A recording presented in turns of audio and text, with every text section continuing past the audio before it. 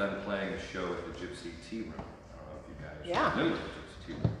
And we were back at the house with, I guess, groupies, whatever, getting ridiculously high like a bunch of morons. And for the second time in 3 years, I was wondering what I was doing in my life. The guy was like, hey man, is this better than me? And I was like, well, maybe not. I'd already been in the mortgage business for a year.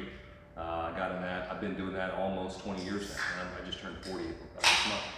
And so I decided to leave the band. They moved to New York, got record deals, pretty awesome. I left here. It was really hard because I didn't make much money the first few months. I thought maybe this was a mistake. Yeah. But I ended up getting a mortgage and I did pretty well. Who has been in the business before the financial crisis? Cool. Yeah. So He was a lender. Oh, Like, well then you'll really appreciate this story. So I did well for a few years, you know, for a young kid making 6 figures, it was fine. Then I got cocky and I bought houses, right? And I was flipping them, and I was doing all this stuff. And then, you know, in those days, of course, you'll remember this, I would get routinely, clients would come to the office and they could not prove any income, had never paid anybody on time, and they had no down payment, and we could get them 100% finance. yes. Ridiculous. And I remember the first time that happened, I was like, let me go check with my sales manager. This doesn't seem right. And they're like, oh no, that's a deal. No, we got it. WMC will do that, decision one, all of them. I was like, what? So, Was that the Nina long you wrote? I did the Ninas, Yeah, and the those are Sissas, solid and the ones. Santa Marias. Yeah. I did them all. And Sissa. yep, the Sissa, the Fast and Easy with Countrywide, all of them. And that was the house of cards that the industry was built on, of course, and my personal life. And that all came crashing down in August of 2007. You know, the financial crisis officially 2008, but in the lending business, we started getting warehouse lines shut down in 2007. And so I remember we had homeowners, and we didn't know, it was just a surprise. It was just like, you're done. People are closing, couldn't close, not understanding the gravity of how big this deal was. We just thought our lenders screwed up and we were toast. And then it started to unfold. And for the next 18 months, floated around with 6 different lenders. Didn't get a paycheck because you build a pipeline, then they would go under, they would go bankrupt, you get on the bankruptcy papers, but you just never got paid. So I went through my savings, I short sold a house, I lost another house, and luckily I had my sugar mama became my wife and all that, can you believe it, how much she was thinking. But I fooled her. You know, we got through that piece, and then in 2000, I want to say it's 9 or 10, I can't exactly remember, one of those 2 years, we went back to the Byron Nelson. You know, you guys, we can take those every year. That was a really big deal back then. And we went to the suite, and everybody's still licking their wounds. And then I met a guy, we'll call him Bill. And Bill, while everyone else is all sad, he's all happy. His team's happy, and he's all walking around. So I was like, I got to talk to this guy. So come to find out, this is one of the, do I have to stay in this specific zone? No, you're totally cool. He was one of the forefathers of the subprime industry. He brought 2 of the biggest subprime lenders to bear in the marketplace, was responsible for over $1 trillion in mortgage loans, and a few months before it all hit the fan, he figured out what was going on and joined a government task force to shut down the same banks he helped start. So I was, take a minute and just think about that for a second. And so I was 2 things. I was hissed off and I was depressed. And I was like, this isn't what I signed up for, man. That's not why I got into this. I thought I was going to be serving people. My mom was a real estate agent for 33 years, retired last year. So I grew up in that kind of house early on. And then my dad was a missionary most of my young adult life. So I went over and built bridges and hospitals and shared our faith and showed it. And so this was like, man, this is not it. So through a lot of prayer and support in all kinds of ways, decided, all right, we're going to stay, but we're going to do it different. So for the last decade, we have been fully committed to 2 main things. One is making sure that our clients get good advice. So if they can qualify for a $500,000 home, well, by the letter of the law, we can't sweat an application. We're going to pre-approve them for what their max will. However, we are also going to give them some recommendations about what they should qualify for based on their spending habits, their savings, their cash flow needs, all of those things. We connect them with financial advisors, whatever it takes, because we all know a recession is coming. If you don't, your head is in the sand. 1 to 3 years. So those people that are maxing out on all their stuff, right, they're going to be paying. But as we give good advice to them and help them, even if they go through pain, we're going to be the ones they trust. And that's important to me. The second thing we do is we're committed to realtors, specifically realtors, in helping you grow your business to a sustainable practice that you can execute daily, that you can build a team, that you can find joy in your work, and that you can have it be profitable, right? So whatever level you're at, that's our focus. Yeah, we use loan programs to help facilitate that. We got them all, we can talk about that, it's boring, but it helps. But we don't let you catch a fish, we teach you how to fish better, right? And build a strong business. Cool? All right, so that's why we're here today. And today is one of my favorite topics. It is 4 steps to creating raving fans. You would pass those around. No, Shep, no. Shep, no. 5, 6. How many do we have? Mike does count. Give those. Oh, we need more. We need 2 more. Sorry. We need more. All right, real person. Mike is a real person. Mike is real. So. He's not just the man behind. Wow, this is a nice presentation, Andy. Thank you. Thank you. So I do workbook style. I'm more interested in training and having something that you can actually use than, you know, puffing air. So I do like to hear myself talk. I have a very sonorous voice, but outside of that, I do want some staying power for you, okay? And so here we go. 4 steps to creating raving fans. So we're going to start this. I'm just going to go into section 1 here. I'm going to get through as much of this as I can. I have a hard stop at 2 o'clock, but we'll get through everything that we can. So a couple questions for you guys first. I know that you get a lot of support here internally. Do you guys have a CRM that you use as a brokerage? What is that, a web-based CRM? Okay, awesome. And that does some automatic drip campaigns and workflows and tracking and reporting. All right, cool. And then do you have a gifting program set up here? For specific things for ratings and reviews. Got it. And closings. Okay, great. So if something is, it just automatically happens once. It happens, we send out a handwritten thank you card and Starbucks gift card. Okay, perfect, good. So that's good. You have a couple of those things. I'll make sure to spend less time on some things and more time on others. Yeah. So what I'm going to teach you here is, just so you know, it's what I did to build my business. I did a little under $100 million last year in production. We have 5 staff members, so with me it's including 6.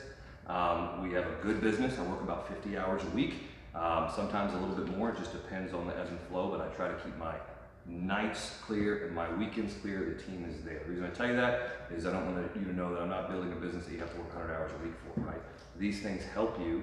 What I'm going to teach you today is how to get a higher quality client, a higher converting client that you just feel really that you love working with, right? And they love working with you. Cool. All right. So first thing you got to do is be a raving fan, and we got to do that tactically. Most things in business are tactical, right? That's what we got to think about, right? There's a few strategies to a lot of tactics. So most everything you're going to see here is tactics. So the strategy is be a raving fan. The tactic is how you do it. So let's flip to the next page. Now you may have some of this stuff. By the way, this is used by a lot of the top realtors around the country. These forms that you're going to see here, most of them are provided by the coaching program I'm in, which is the CORE. You probably have heard of the CORE coaching. CORE coach more $1 million net taxable income real estate agents and lenders than anybody else in the country. And so they know how to help grow good businesses. These are sheets that other top realtors like you are already using. So this isn't anything like, oh my God, this is unproven. No, this is the basics, the fundamentals. Cool? So the top 50 favorite VIPs. Do any of you already have a top favorite 50 VIP list? No, that sounds like a tag we should put in on those people that are in the CRM. Yes, 100%. That is exactly what I do. So I'm going to tell you about who VIPs should be first. Now, what's great is you're going to love this. So on the form, it actually tells you what you do. You don't even have to think about it, right? Because sometimes I forget. I'm like, I did all this. Awesome. Wait, mother of God. So probably all the high I got, early in life. See, my brain's broken. So the favorite people, here's who should be on that list. You want to build to 50. How many years experience? What's your name? Susan. Susan, Andy, nice to meet you. How many years experience do you have? How many years been in business? 4? 4. Okay. About 1.5. 1.5. What's your name? Katie. Katie, Susan, and Logan. Hi. How many years do you have in business? About 1.5 years. Okay, but so younger ages, so you've got some more seasonal. So for you guys, you'll be able to have a top 50. For you, you may start with 20. Does that make sense? The goal is to build it out. And you're going to get soft copies of all this too, all in digital. I'll follow with an email, okay? But your job, we don't have time to actually do this today. This is a truncated class. There's a class that I literally will build it out in it, but for today's purposes, oh, thank you. I want you to write some things down maybe on the top of this to give your ideas on who should be on this list. First, your spouse. First and foremost is your VIP. How many of us give so much to our clients and we go, crap, and we just forget, I forgot about my spouse. Whoa, it happens. Hey, right? Let's be honest. Sometimes it happens, man.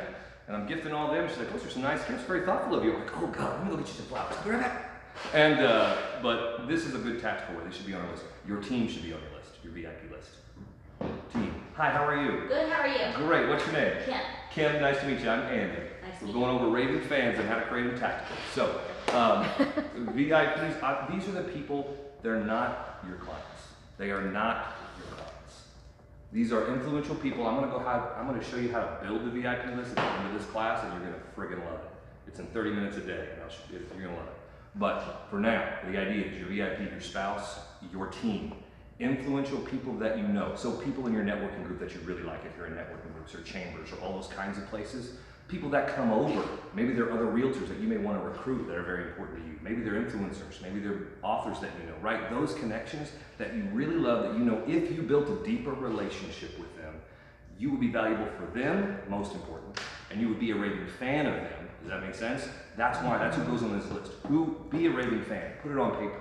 Who are you a raving fan of? The filter is, can they also be influential to me? Can they help me? Because this is business. Your spouse is on there because some people just need to be on there because you're a raving fan of them and you need to remind yourself you are, right? Okay. So, does that make sense? Any questions on the VIP for the short one? This is critical. I'm going to show you how to put all this together and use it so easily, and just make sure that you're calling them every week. It's all going to come together, okay? The second piece, your top 50 past clients. You guys have labeled top 50 past clients. Again, build this. So just so you know how we do this every month, out of the closings we have, I think we have 28 closings this month, I will go and select the top 20% to be in the VIP, right? Now, sometimes it's more than that, so I actually have a top 250 list as well, just because we have so many clients, but you want to start and build the 50 past clients. These are your favorite past clients. Here are some of the filters to think about running them through. Not just the purchase price, right? But that's a good one. What are some other good filters to run people that should be your favorite past clients? Who should make this list? Their job description, because they can often refer a lot of people, like an HR person. Correct. Are they networked in the network that you want to play in the backyard you want to play in? Good. What else? Who else should be on this list? Did the transaction go well? You're right. Did they hate or love the experience? If not, That's a come good on filter now. to think about. They may be able to make up for that even if it's bad. But that's a good start, yes. So what else? Who else should be on this? What other filters should you run through? People that you enjoy being around. Biggest one of the biggest ones is to make sure that you enjoy them. How many of you have maybe gone after a client that was the perfect price point, they were networked, and yet, my God, if you got referrals from them, you may quit the business. 'Cause I've had some of those. So we want to make sure that we enjoy working with them, right? And for me, some of those filters, when I dig into that, and a couple of ways to do that, if you're like, man, who do I enjoy working with? Go back through your current clients and list the 10 when you're doing that first, the 5 that you're like, man, these are the best of the best, and then go, what qualities did I like about them? Oh, they were collaborative, they were easygoing, they respected the advice that I gave them. Yes, Mike? So is this something that you feel in your business, so I guess I'll turn it back to you. Sure. In your business, do you do this as a company for each of the people that work with you, or is this something you say, hey, John the lender, you need to do this, and here's the things that need to take place, and I'm holding you accountable to do X, Y, and Z? Or do you just say, I'm going to take care of this and whatever? So good question. So for the LO, so it's like for my staff, so I have a personal production team, and then I have loan officers and other small branches. Yes. So to your question, so on my personal team, I'm the LO, I'm the sales lead, it's my job. Correct. I get input from the team members to make sure that I'm not missing something, and they filter it and say, no, F that guy. Excuse me, but that guy he was nice to you, but my God, you did this? Oh, Yeah. let's talk about it. So, so we filter that. But yes, for other realtors, it's your responsibility. It's your responsibility Their responsibility. to make the list. Not. How would you know who their best past clients are? True. If that's your question, you wouldn't know. Well, through speaking with them and everything else, would I? Do this for all your realtors Yes. and say, let me take this burden off of you? Yes. No, not in my opinion. No, Okay. they need to do it. You can provide the tool to click it in the CRM. Yes, it's totally taggable. We can Yes. make it do. We can program it to do any one of the Correct. things you want. You make it turnkey, Yes. but it is your job to know who your people are and love on them in the right way. Cool, did I answer that question? Yes, it does. Thank you. So you would make that list, right? With 50 past clients, build it. Start with at least 10. If you only had 10 clients last year and you loved them all of them, put 10 of them on there. It's called the Red Velvet Rope Policy, different class, but as you get more and more successful, like at your level, Shawnee, you get more and more successful, you can tighten the velvet rope, right? But you want to make sure you always have it. You can't just let everybody in. There's enough people that'll do business your way. You don't have to worry about the ones that don't. Right? I've done both. This is for my man that's done both sides. I've seen a lot of people do both. You get too successful in a thing that you hate, you'll never be able to turn that ship. Okay? Before you crash and get crushed. All right, so here's what you do. This is super easy. So this is similar for VIPs and the PCs. But for the PCs, I want to focus on this first because this is about being a raving fan. Pick the ones your raving fans are. Super simple. Okay? Put them on the list. Email a video to them every month. Do an email video to them every month. Right? You guys already do a ton of that, so this may be old, just maybe done. But do a video to them. Is it a personal, 100% personal video? No, it's a group video. It's an update video on what's going on in the Okay. market. It could be set. Some realtors I know do it by neighborhood because they man, I have 2 neighborhoods that I just do it. So they actually do one for this neighborhood and one for this neighborhood, right? And some when they're getting going, if you have less than 10, you should do a personal video with you. Hey, I just wanted to check in with you because you're calling them to, but the video's nice. Okay? Yes. Letter of the heart and an evidence of success. So every other month, 1 month I do a letter of the heart, 1 month I write an evidence of success. Let me tell you what those are briefly. A letter of the heart is exactly what it sounds like. It is just you sharing. So every Father's Day, I share a Father's Day. I do a quote, I do a story about me and my kid, the struggles we have, etc. And I share that. You share what's going on. Some people share their trip. Some people share their vacation. Some people share just what's going on in the business, but it's from the heart.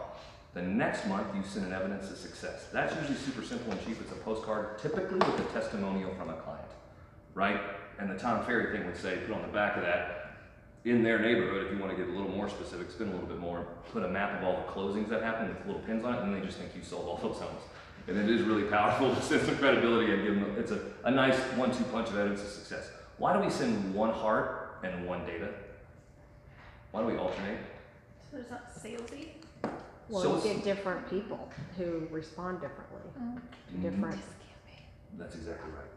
Most families have 2 people in the household, right? But even if there's 1, so one person's going to get the letter of the heart, and what are they going to do with it? Like, maybe they use it for some kindling.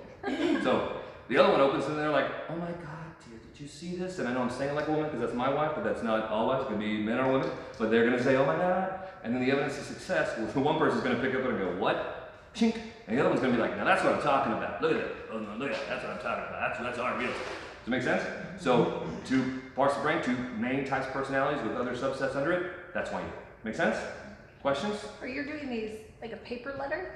Paper letter for the letter of the heart, postcard for the evidence of success. EOS, we would call it. It's a lot less expensive when you do the postcard, right? The letters take more time, but I gotta tell you, I send them to my realtors too, my top 40.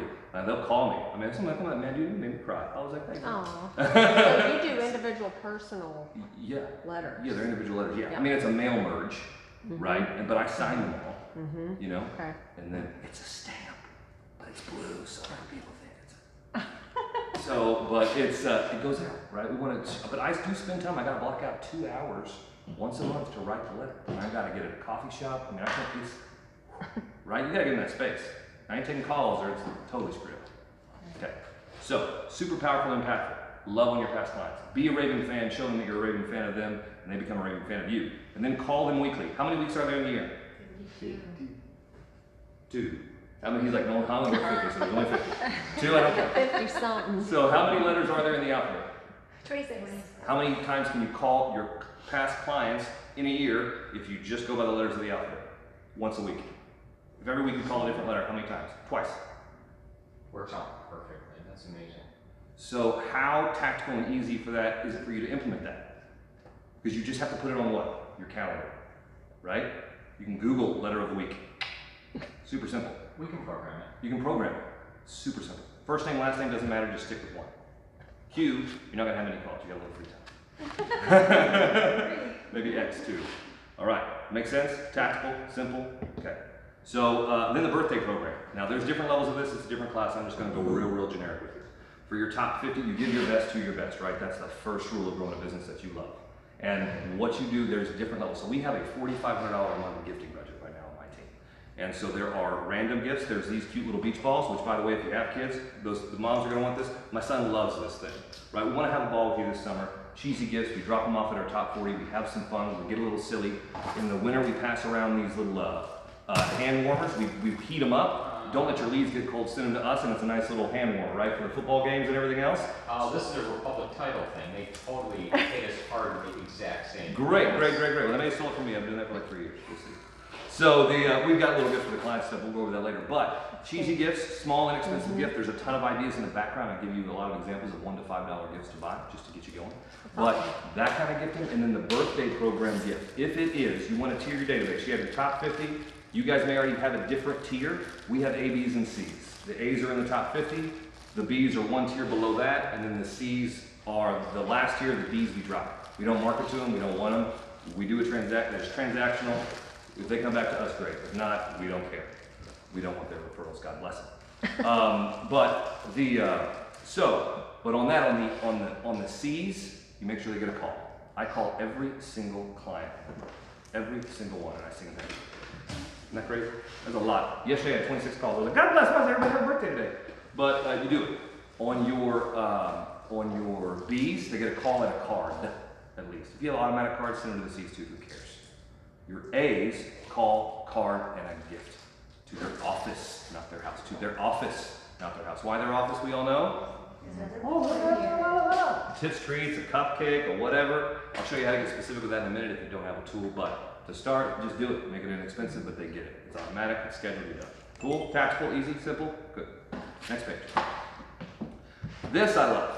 This is a relationship checklist. So when I first did this, this is what you will use as you fill this out, but I just want to go over it quickly. It is an audit to make sure you actually have deep relationships. So let's go down it. Relationship checklist. Who's on this list? Who on this list is in your phone under contacts? So in other words, you're going to be building out your VIP, building out your PCs, you're doing it, and you're going to check and be like, is this person even on in my phone? Oh no, they're just in my CRM. Okay, so that's not a check mark. Are they a friend on Facebook? Probably all. Check. Who are you connected with on LinkedIn? Probably a check. Whose office or place of work have you been to? Have you been to their office or home? Are you in a relationship with these people? Have you met their family or spouse? Who was at an attended event that you hosted? Who has been to your personal home? Who have you given a personal gift to? Who has given a gift to you? Or I always also say thank you card. A thank you card is a gift. It is kindness. Does that make sense? It takes time. Who has invited you to their home or an event they host? If you have less than 7 checks next to the name, you are not in a relationship with these people. Make sense? VIPs and past clients, you either want to get in a relationship and be like, holy crap, I've got to get better and I have a plan for that too, or you need to also circle the ones that you have the most in common, because those are your absolute best. You got to give your best to them first. Does that make sense? Helpful? Okay. Yes, very. Good. So, and then you make a list of the top 3 things you're going to change. So here's the second piece. We're going to go over this briefly because we're all in sales. Everyone's in sales. We are service professionals, yes? We stand in the service of others as they stand in the service of their dream home specifically, right? So we are there to serve them, but we have to do it in a professional sales way. Now, I have a different view of sales professionals. I hate salesmen and women. I hate con men. I can't sell ice to Eskimos. That's ridiculous. But I can and have crafted a way to help people get out of their own way to get something they like, want, or need. That's all of our jobs, yes? Okay. So we have to be in that service. And so this is a way to help you. We won't go over it deeply here, whether it's with an influencer, another professional, or even with a client. This is geared more towards whale hunting, just so you know. So not an individual client. That's a minnow. Do you agree? The whale is the one that can send you, whether it's the HR consultant or a Relo account, or the Bob Bodine, the head recruiter for sports teams, whatever those things are. That's what this is geared toward. Okay. Paulette spoke about that last night at the event, right? She said that most important thing that she had was that first client that she happened to walk into that was he an oil and gas CEO? Or, yeah, and that just totally propelled her career. It was a deal she didn't want to take. Right, it's huge. Yeah. And so some clients can also be referral partners, right? And you find that out through the discovery process of doing it. You realize, oh my God, this person is also. Then they're on both lists. Does that make sense? Mm-hmm. Those are 2 different things you're serving them for. You've got to separate it, okay? But one thing, do you guys always check Facebook, LinkedIn, and the website before you do any client meeting? Always, always, always? Good. Always do it for you. Every time. Take 5 minutes, put a calendar reminder on your phone. When you have the meeting, the top thing to do, look at Facebook and LinkedIn. Right before you go in. You find a lot of cool stuff, right? Mm-hmm. Personal things to connect with right away. Don't go in cold. You never have to anymore. There's no reason to go to a networking event where you know there's people you want to meet, where you're not at least a little warm. Does that make sense? Okay. So you do that, you're at the appointment, you're going to seek agreement first. I'm just going to go over the bullet points where there's some breakdowns you can give. You're always going to honor, right? So you guys love this, and I know you're better than most at this stuff, so I'm not trying to say I'm teaching you something new. I'm just reinforcing the things you already do and maybe show you a couple of new things, okay? But you want to seek agreement first always. We always want to mirror. We're mirroring creatures, we all know. We want to always honor. So for us, the way that fleshes itself out with realtors is really easy, because my first meeting with them is always asking questions, and then I'm always honoring some award I saw online, something I heard about them. I'm calling other realtors beforehand. Oh my God, Mike talked so highly of you. Or maybe it was James Sharp, like today, there's another realtor that called me. I was like, man, he talked highly of you before that, all that stuff. Always honor. For clients, it's super easy. Whether it's their credit score, or their income, or their down payment, or they're getting in the market, whatever it is, we are always honoring them and thanking them for their time. Always honor at the top. Give them respect, give them credit. So getting people's opinion, especially if they're influencers, as you know, is a huge thing. People love it. We're all ego beings. Give them credit and start to find a need. So next page, this is after the appointment. So we've got the pre-appointment set up. We've got a powerful appointment, right? We're asking questions. We're digging in. As Dale Carnegie, you guys ever read the Dale Carnegie book, How to Win Friends and Influence People? Such a wonderful book, right? Staple book, right? So he talks about that being genuinely interested in other people because it's the right thing to do. Like, just be interested in people, or don't work with them if you're not interested in them. But be genuinely interested. So you do that well, you succeed. Then the follow-up is important. So a handwritten thank you note. You guys write handwritten thank you notes after every meeting you do, without question. Do we? I do. Awesome. Well, and you do the most business, so there you go.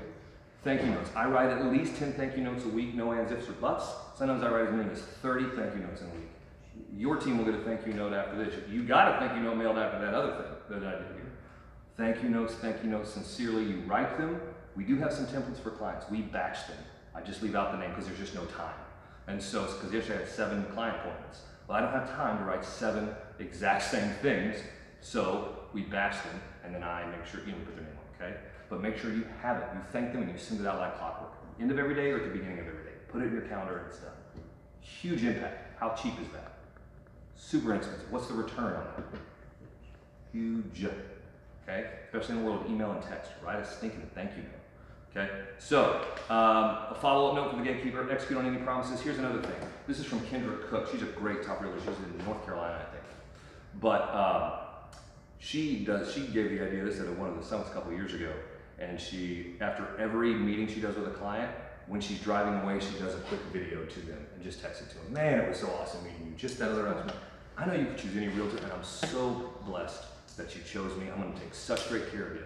Look, you have a right to expect that your realtor is going to get you the right house for the right price and treat you like family. And if you ever feel anything different than that, you let me know.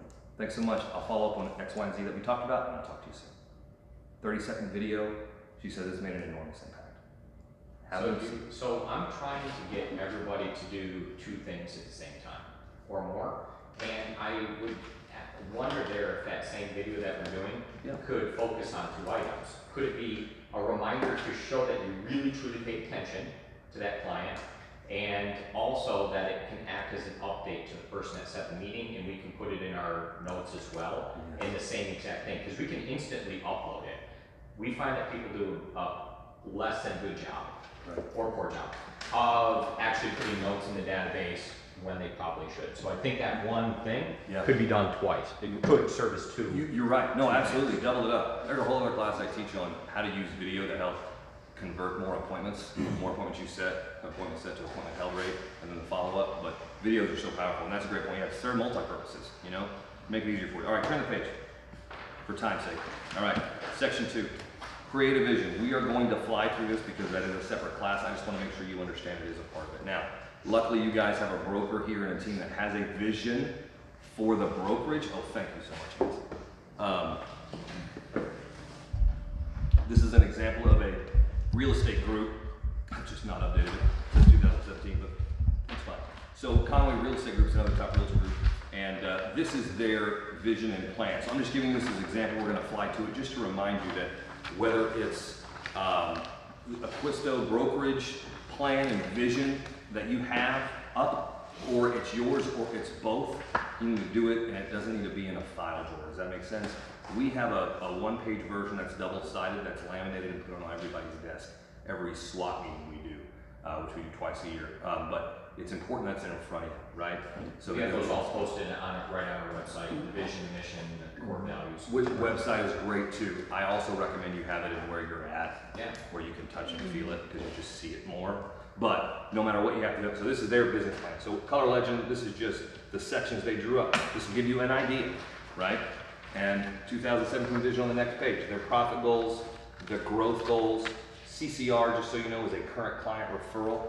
So it's very hard to get, but we do a pretty dang good job at it ourselves.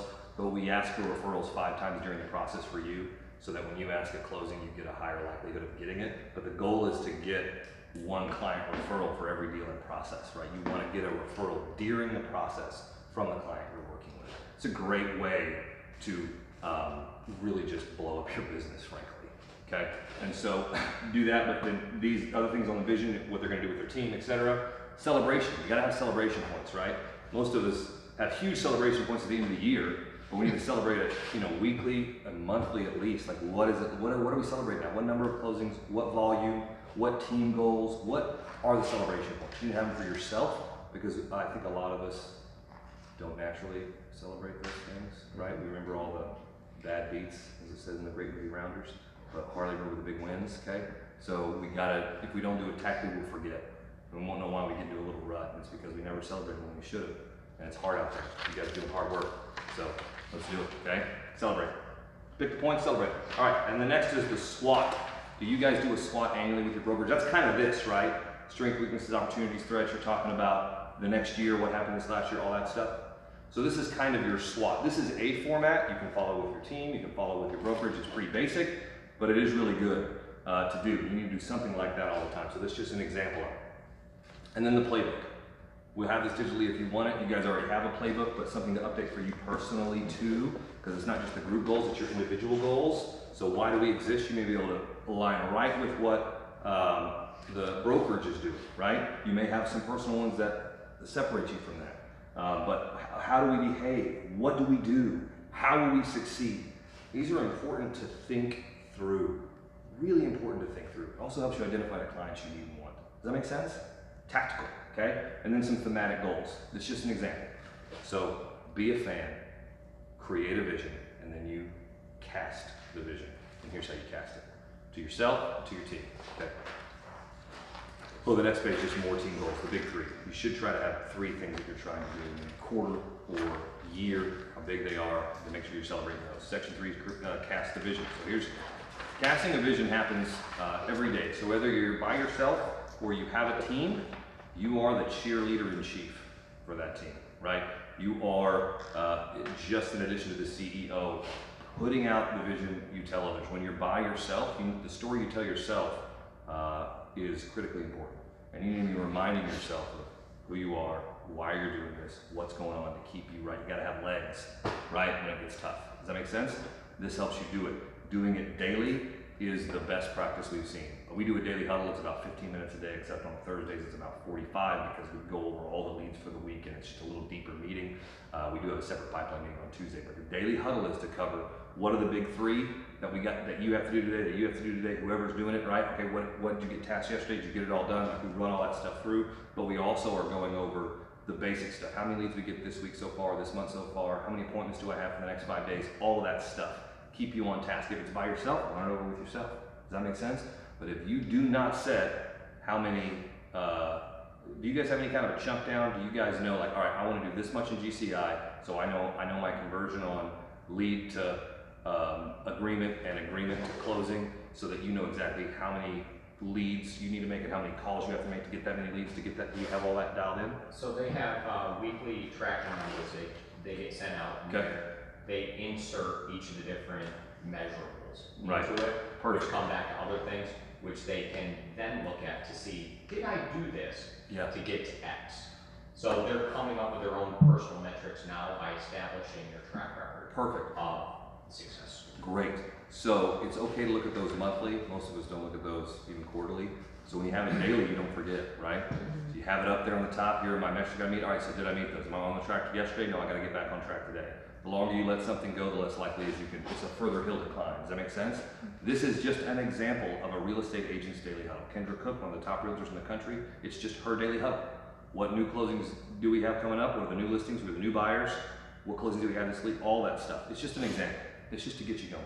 But you should do some kind of a daily huddle. Do you guys do a daily huddle with your team or with yourself? Where you go over the metrics? We don't hit the metrics on a particular thing. We do learning each morning, 15 minutes. Right. Similar type things, but not number specific. And I mean individually, like by yourself. Because do you have teams? Do you have a shared like transaction coordinator type thing? Yeah. So you are your team, Yes. right? Which is great. Be your team, but do what we do a lot of times. What I did for years, I didn't have it, so I just didn't do it. Nope, do it. Put the agenda down, follow it every day with yourself, and as you grow a team, you're going to be a lot better.